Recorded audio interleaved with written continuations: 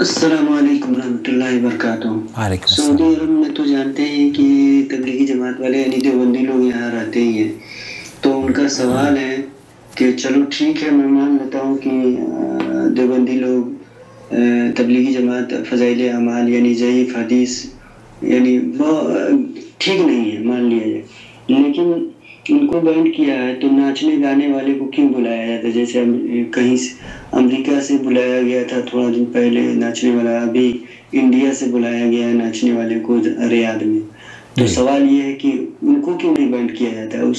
اس سے برا ہے کیا تبلیغی جماعت؟ ناچنے والے سے گانے والے سے برا ہے کیا؟ نحمدہ ونصلی علی رسولہ الکریم، اما بعد۔ آپ دیکھ رہے ہیں نور ٹی وی جدہ اور میں ہوں آپ کا دوست، آپ کا ہوسٹ محمد عاقل۔ سوال بڑا مختصر ہے کہ ناچنے گانے والے ایک طرف ہیں اور تبلیغی جماعت ایک طرف ہے۔ سعودی عرب نے ناچنے گانے والوں پر تو پابندی نہیں لگائی بلکہ تبلیغی جماعت پر پابندی لگائی ہے۔ آپ یہ جاننا چاہ رہے ہیں کہ ناچنے گانے والے کیا تبلیغی جماعت والوں سے برے ہیں یا تبلیغی جماعت والے برے ہیں؟ دیکھیے، میں آپ کو اس بحث میں نہ لے جا کر دو چیزیں عرض کرنا چاہتا ہوں۔ ایک تو یہ کہ اللہ تعالیٰ نے قرآن کریم میں سب سے بڑا گناہ جو ہے وہ کیا ہے؟ اگر آپ سے کوئی پوچھے کہ سب سے بڑا گناہ کیا ہے، شرک ہے نا۔ ان الشرک لظلم عظیم ومن یشرک باللہ فقد حرم اللہ علیہ الجنہ ومأواہ النار وما للظالمین من انصار۔ تو یہ وہ شرک ہے، ان الشرک لظلم عظیم۔ اللہ تعالیٰ قرآن کریم میں شرک کی مذمت اور شرک کرنے والوں کے بارے میں فرما رہا ہے کہ اگر نبی بھی شرک کر لے تو ہم ان کا بھی ہاتھ کاٹ دیں، ان کو بھی سزا دے دیں، ان کو بھی نشان عبرت بنا دیں۔ تو نبی بھی اگر مشرک ہو جائے تو اس کو بھی اللہ رب العالمین فرماتا ہے اس کی بھی معافی نہیں ہے۔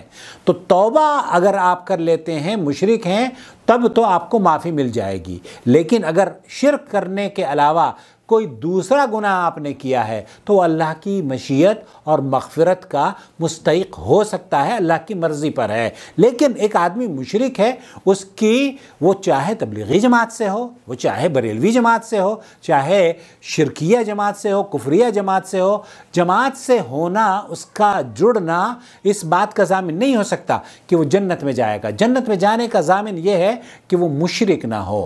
جنت میں وہی جائے گا جو مشرک نہیں ہوگا۔ تو میں نے تو اکثر تبلیغی جماعت والوں سے یہ کہا، یہاں آپ دیکھ لیجئے فضائل اعمال میں شرک کہاں چھپا ہوا ہے۔ اب اگر آپ اس بات سے متفق ہیں کہ ان کے اندر شرک نہیں ہے، تب تو میں آپ سے کہوں گا کہ تبلیغی نصاب کی جو جھوٹے واقعات ہیں، جو شرکی عقائد ہیں، انہیں آپ صاف کر دیجئے۔ اگر وہ صاف ہو جائیں، دیوبندیوں کے عقیدے، خاص طور پر یہ عقیدہ کہ اللہ تعالیٰ ہر جگہ موجود ہے، اللہ تعالیٰ ہر جگہ موجود نہیں، اللہ الرحمن عرش استوا۔ شیخ صالح الفوزان حفظہ اللہ سے جب پوچھا گیا کہ اللہ تعالیٰ کہاں پر ہے، یہاں آپ دیکھ سکتے ہیں، تو انہوں نے کہا کہ یہ تو کفری عقیدہ ہے، یہ کہنا کہ اللہ تعالیٰ عرش پر نہیں ہے، اللہ تعالیٰ ہر جگہ موجود ہے، یہ تو کفری عقیدہ ہے۔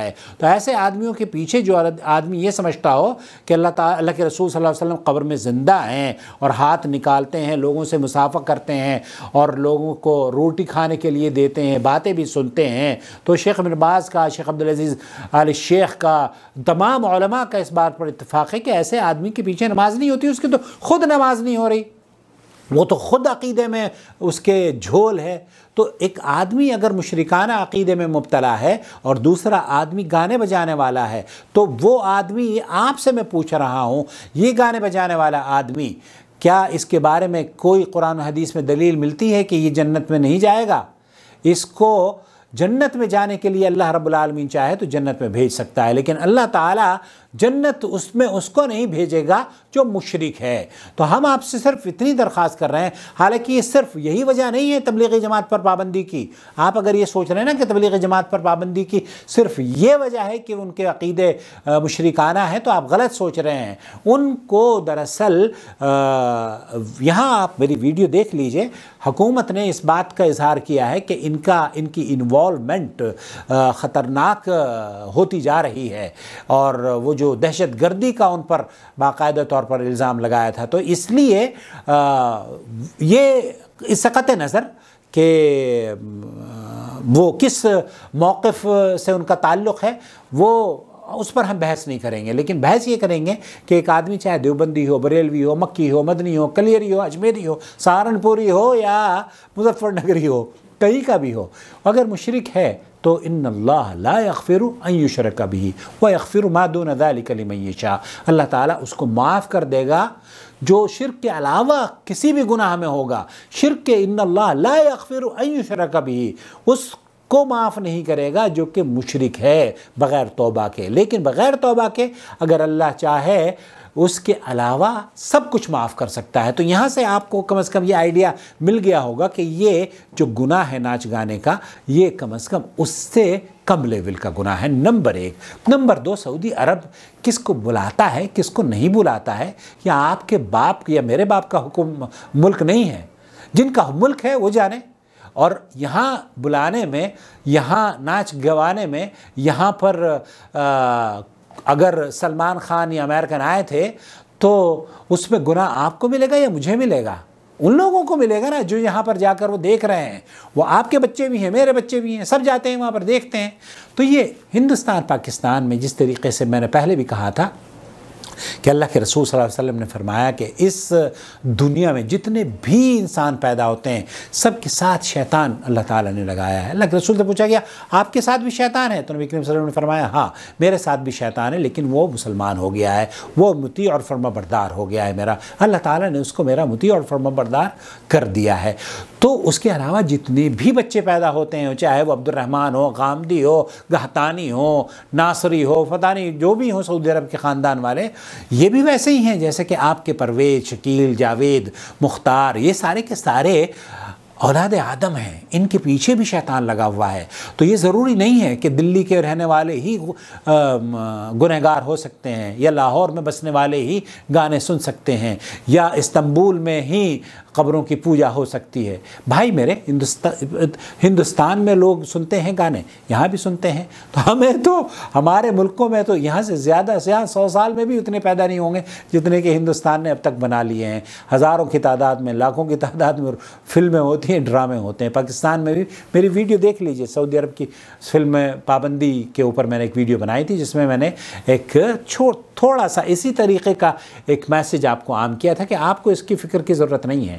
آپ سے اللہ تعالیٰ یہ نہیں پوچھے گا کہ سعودی عرب میں ناچ گانا کیوں ہو رہا تھا، بلکہ آپ سے یہ ضرور پوچھ سکتا ہے کہ وہ جماعت جو آپ کے برابر میں، آپ کا بھائی، آپ کا پڑوسی، آپ ہی کا روم میٹ تھا، تبلیغی نصاب پڑھتا تھا، آپ کو پتہ تھا کہ اس کے اندر شرک بھرا پڑا ہوا ہے، آپ اس کو کہہ دیتے۔ اگر آپ نہیں کہہ سکتے تو دل سے برا جانیے۔ اللہ کے رسول صلی اللہ علیہ وسلم نے فرمایا ہے من رأى منکم منکرا فلیغیر بیدہ فإن لم یستطع فبقلبہ فإن لم یستطع فبلسانہ، اگر کوئی منکر کو دیکھے نا تو اس کو اگر استطاعت ہے تو روک لے، اور استطاعت نہیں رکھتا روکنے کی، کیونکہ آپ اگر روکیں گے تو پھر کیا ہوگا، پھر آپ کو گرفت آ جائے گی، مصیبت میں آ جائیں گی۔ تو اسلام آپ کو اس مصیبت میں نہیں ڈالنا چاہتا، تو آپ دل سے برا جانیں، اور اگر دل سے بھی برا نہیں جانتے اور اگر زبان سے نہیں کہہ سکتے تو پھر دل سے برا جانیں۔ تو 3 درجے ہیں، یا تو ہاتھ سے روکنا ہے یا زبان سے کہنا ہے۔ اب اگر ہاتھ سے اور زبان سے کہنے میں آپ کو خطرہ محسوس ہوتا ہے تو اپنے آپ کو ہلاکت میں نہ ڈالیں، بلکہ دل سے برا جانیں۔ وذالک اضعف الایمان، یہ اور ایمان کی کمزور ترین کیفیت ہے۔ تو اللہ تعالیٰ ہمیں قرآن سنت پر عمل کرنے والا بنائے۔ یہاں کے علماء موجود ہیں، مشائخ موجود ہیں، آپ اپنے ملک کی فکر کریں، یہاں کی فکر نہ کریں۔ ہمارے ملک میں جو تبلیغی نصاب ہے، مجھے پتہ ہے کہ اس کے اندر شرک ہے، میں نے تو الحمدللہ یہاں آنے کے بعد توبہ کری ہے۔ اللہ تعالیٰ آپ کو بھی توبہ کی توفیق دے، اور اگر توبہ کر لیں گے تو انشاءاللہ تعالیٰ مجھے اس بات کی قوی امید ہے کہ اللہ رب العالمین آپ سے وہ کام لے گا جو کہ آپ کی نسلوں کے لیے ایک صدقہ جاریہ بن جائے گا۔ والسلام علیکم ورحمۃ اللہ وبرکاتہ۔ شهر رمضان الذي أنزل فيه القرآن هدى للناس وبينات من الهدى والفرقان